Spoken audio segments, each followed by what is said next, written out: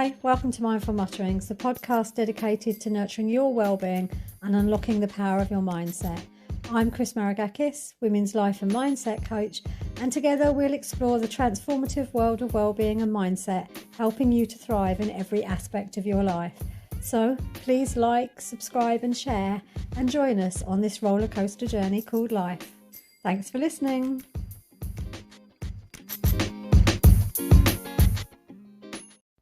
Hi, thanks for joining me. So this week I'm talking about the art of finishing what you start, and it is an art because it takes strength and determination, and we've all been there. Yeah, we've all begun a new project or set personal goal with the best intentions, but somewhere along the way things fall off track, the barriers are too big, the mindset gives in. So today I'm going to discuss strategies and next steps to ensure that you achieve whatever it is that you set out to do. So first, let's set out by acknowledging the common barriers that we face to achieving our goals or to finishing what we start. So the first one is always lack of clarity. You know, without a clear plan or a clear goal is setting yourself up from failure from the start. I mean, you wouldn't set out on a road trip without planning your map or without a GPS. So why would you start some kind of project or new adventure without a clear destination? Second one, procrastination. We're all very good at that. But it's also a major roadblock. And it's that voice in your head that says, oh, I'll do that later. I'll do that later. But then obviously later never comes. And overcoming that procrastination or just taking the first step and getting started is the key to have completing your tasks and having success in what you do. Third barrier, perfectionism. For lots of us, it's absolutely paralysing because we want the ideal outcome, but the pursuit of perfection will quite often stops you from ever starting, let alone finishing, and all the overthinking and needing to be so good at something can really hold you back. Number 4, lack of motivation. You know, it happens to all of us. Sometimes we just lose motivation along the way. Our initial excitement at what we're doing fades, the project becomes a hassle, and we'll discuss strategies for reigniting your motivation later, but somewhere along the line we just lose our drive and enthusiasm. So then let's talk about what we can do. And to succeed, we really need to check in with our mindset. We really need to be mindful of the thoughts that we're having and what we're telling ourselves. And also what we're setting ourselves up for, because we want to set ourselves up to succeed. So our first mindset shift has to be commitment. We have to committing to a goal. We have to make a promise to ourselves that we will see this project through no matter what. And that comes from it being important to us, I think, and from it being realistically planned. The next one is resilience. You have to understand that whatever it is you want to achieve, it's not always going to be plain sailing. It's not always just going to work out as you would like it and come together properly for you first time. Sometimes we need to get through those obstacles and keep going so that we can really see results, so that we grow in the process and the goal really comes to fruition. And then we have positivity. So a positive attitude is an absolute game changer. And instead of dreading the process that you're about to go through, focus on how you'll feel when you've achieved it, you know. And to do this, it comes back to mindfulness again. And I know I bang on about mindfulness all the time, but it really is the most important thing. If you are not aware of what you're thinking, how do you know what's not working for you? So mindfully check in with your thoughts, identify the ones that are holding you back or bringing you down, and then challenge them and change them until they are working for you. The biggest enemy that you have in life is your brain. It's the thoughts that it tells you about yourself that do the most harm, that are the most limiting, that are the most disempowering, that cause you the most stress and end up either stopping you from starting something or losing your mojo halfway through. So mindfulness for the win. Okay, and being positive, looking at every little setback is not the end of the world. It's a learning experience. Well, okay, that didn't go to plan. What have I learned about myself? What have I learned about the situation? What is going well? What would I like to change? How can I move forward? These are the really important questions that we need to keep coming back and addressing. So then we look at the strategies. So what strategies can help you finish what you start? So first thing is setting SMART goals. And a SMART goal is something that is specific, I could never say that word, specific, measurable, achievable, relevant, and time bound. And the reason that's so successful is because you know exactly what it is that you're trying to do. And you're not trying to do everything. You know, the goal has to be really specific, and it's a one step at a time process. So pick the thing that needs to be addressed the most.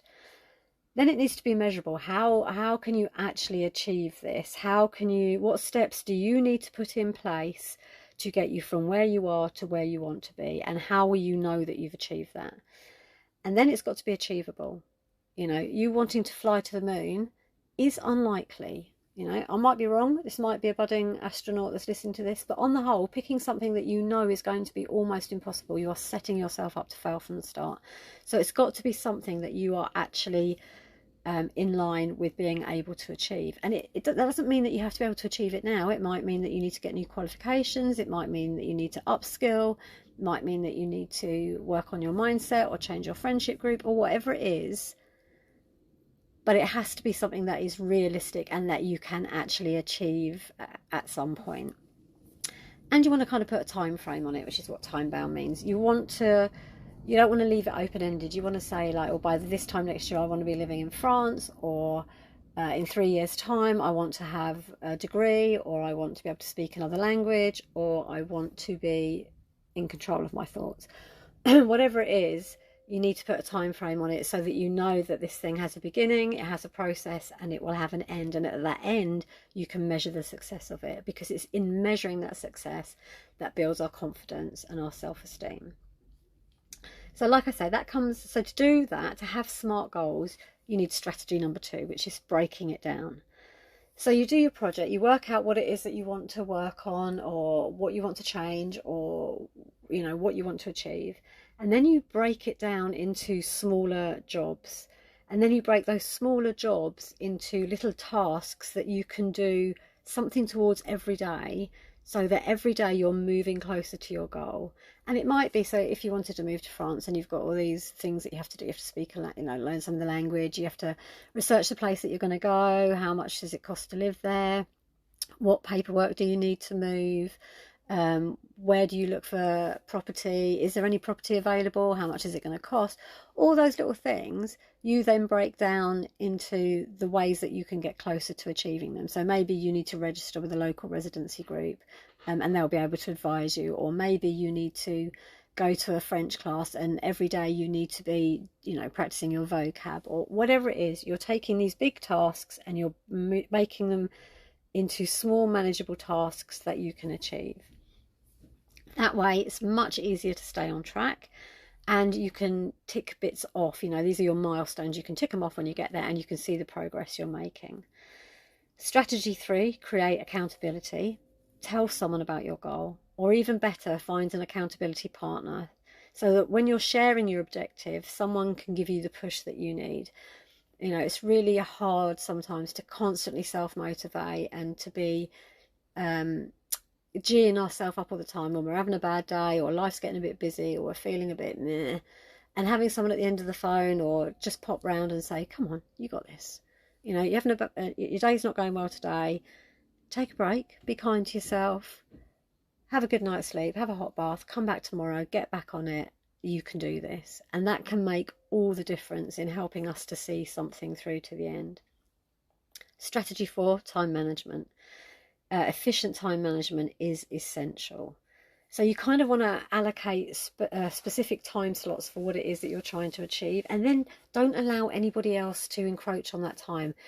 These are the changes that you have identified that you want to make in your life. So if you're going to learn a new language, not only do you need to attend the lesson, but you need to set aside time for you to do the practice. Or maybe you need to put stuff in place like listening to the radio or watching, a film in that language or whatever, but you have to make the time.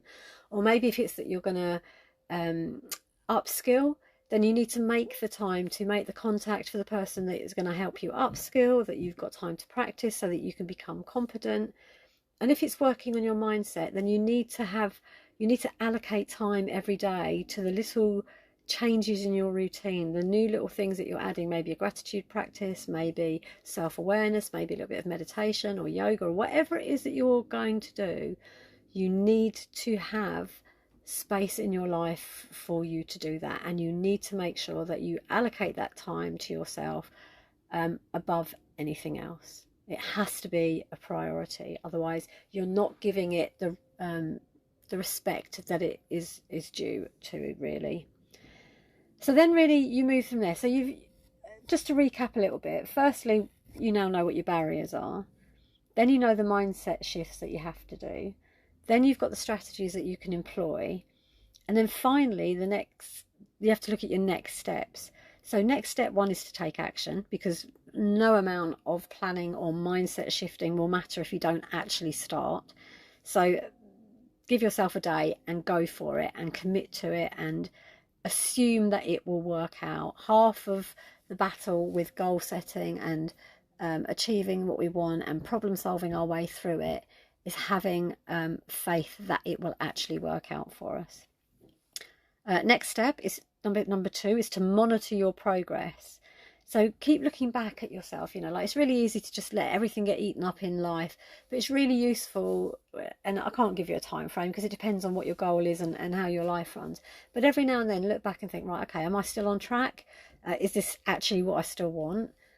What have I done to get me on my way? Am I doing enough? Do I need to adjust my plan? How can I move forward?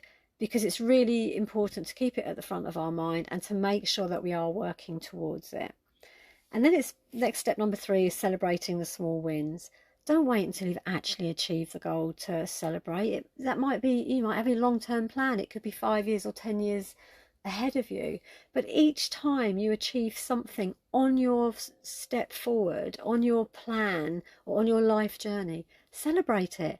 We're meant to be happy. We're meant to live life of joy, So every little thing that you do that brings you closer to the mindset shift or the life that you want to live or the person you want to be, celebrate it and enjoy every minute of it, because we only have this life right now, and basing our success on something that's so far in the future is not being present moment aware, it's not being mindful, and it's not living. Enjoy today, live for today, and plan for the future, but be fully present in everything that you're doing in your life right now. And then I guess what I'm trying to say is finishing what you start is absolutely an achievable goal. Once you've got the right mindset, once you've got your strategies, and once you're willing to put the work in, it all starts to come together. It's not about how you start, it's about how you finish. So you don't have to be perfect. You don't have to have all the answers. You don't have to have every little detail nailed down. You just have to have a good idea of where you're going. You have to set your intention and your energy to achieving that. You have to put in the right work, and you just have to assume that it will all work out for the best. Because you've really only got 2 options. It'll either work or it won't, and you might as well assume it will, and then all your energy, all your focus, all your drive, all your vibration is working towards the outcome that you want, and the negative thinking, the damaging self-talk, the limiting beliefs all find it so much harder to get a grip in your brain. And that's how we get forward. So I really hope you found this inspirational, and you're now all raring to go. One good way of doing it is just get a coffee, get a cup of tea, whatever, a bit of paper and a pen. You can't be old school. It helps the brain so much to help us organise. It starts problem solving the minute we're writing. So it's a really useful way to do it. Start looking at what it is that you want to change and put some action in today, and just see what you can achieve and how you can move forward and commit to finishing it. So, as always, thank you very much for tuning into Mindful Mutterings. Remember, the best way to predict your future is to create it. So go out there, create the life you want to live. And if you want some help with that, then obviously you can contact me via the website. If you've just got some comments or you want to let me know how you're getting on, I'd love to hear from you. Again, contact me via the website, simplybe.org.uk. And if you've enjoyed this episode, please like, share and leave me a review, and subscribe, because it really does help me to get to the people that want to hear what I have to say. And it's really good for my channels, and it just helps me to get this kind of help out to people who could really make good use of it. So thank you very much, as always, for listening. I hope you've enjoyed it, and I hope you'll join me for the next one. Take care. Bye.